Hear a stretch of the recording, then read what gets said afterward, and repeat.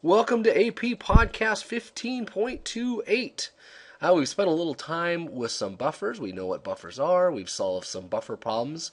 And now what we're going to do is use an equation, a buffering equation that makes it really a pretty easy, straightforward problem, as long as you don't fall into the trap of using it when you can't. And I'll show you what that means in just a little bit. But let's look at our equilibrium expression for an acid. So here we're trying to find our Ka, and here's the familiar equation we're used to.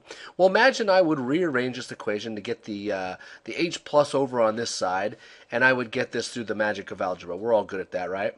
So here we have the concentration of the H equals the Ka times the concentration of the acid over the anion, right?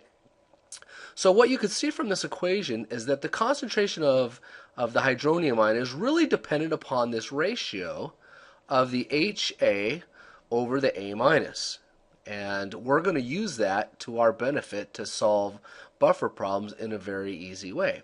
Now, if I take the negative log of this, as you guys know, the negative log of H equals pH, right? So we get pH equals the negative log of that whole expression, Ka times H over HA, right? So hopefully I haven't lost anybody. You guys are all in calculus or pre-calculus, so this is not a problem. But if we go ahead and use this further, if you take let's see for a second. Let me go back one. There we go. If I take the negative log of this expression, I get what's known as the pKa, and here let me go to the next page. I get the pKa plus the log of the acid over, the base over the acid. Now how that flips, is just some algebra. If I'm going to get rid of that expression, or as I apply that expression and take the negative out of there, it flips those two. It flips these two guys right here. And I know that any math teacher would just butcher me with that simple explanation. But again, the derivation for us is not critical. What's more important is that we can use this equation. And this is an equation you will find on your AP equation sheet. All right. So there's our equation. It's called the Henderson-Hasselbalch equation. And it's super useful as long as you have a buffer. So let me show you how we're going to use it, because you're gonna really enjoy this. This makes things a lot simpler. So we've got this lactic acid and we've got sodium lactate. So we have the acid and its salt. And as you guys well know from this point, that gives us a buffer. So if I want to use the Henderson-Hasselbalch, the pH equals the pKa. Now, how do I get pKa? Well, they've given us the Ka, right?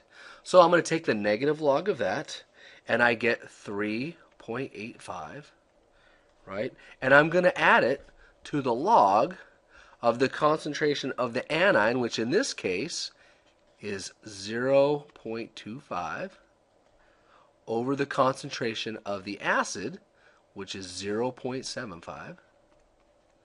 So I'm going to divide those two, take the log of that, and I'm going to get a very small number. And that value is a negative 0.47. So when you add that to the 3.85, we get a pH of 3.38.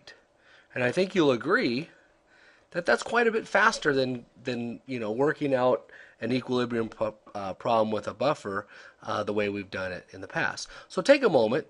Here's one down here.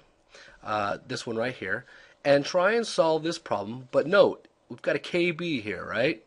I want you to find the pH. Now you can, if you want to use the Henderson-Hasselbalch that works for a buffer, basically everything just flips up here. You can do that, but I just kind of like to use this one equation only because it seems to be less trouble for people to remember. So take a moment and do that problem. All right, did you get 9.05? Okay, if you didn't, let's just see how you do this, or at least how I would do it, right? Well, the first thing I want to do is I'm going to convert this Kb to Ka. So I'm going to take 1.0 times 10 to the minus 14th, right? The Kw water, and I'm going to divide that by 1.8 times 10 to the minus fifth, and that's going to give me a Ka of 5.6 times 10 to the negative 10th. That is my Ka. So then, using the Henderson-Hasselbalch equation, oh, are you kidding me? Pause. All right, thought I would stop recording, but I guess I was recording, so we'll see what happens. Anyways, if I use the Henderson-Hasselbalch equation right there, if I take the negative log of this number right here, I get a pKa, and that number turns out to be 9.25 plus the log of the base, and in this case, it's right here, it's 0.25 over the acid, which is 0.40, right? And then when I work that out, I take the log of that number, I get a negative 0.20. And when you go ahead and add those together, you get that number right there. Excuse me.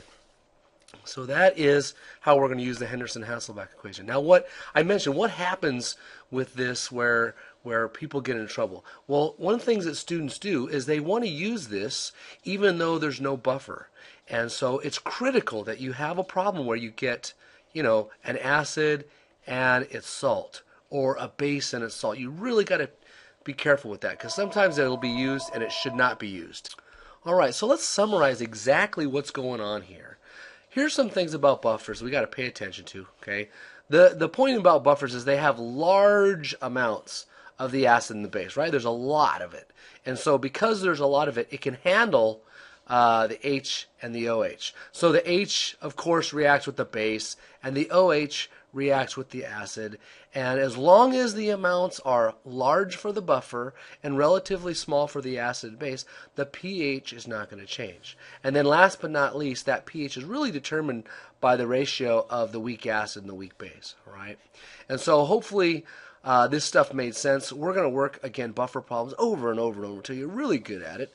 And I will see you in class, and if there are any questions, you can ask me then. See you next time.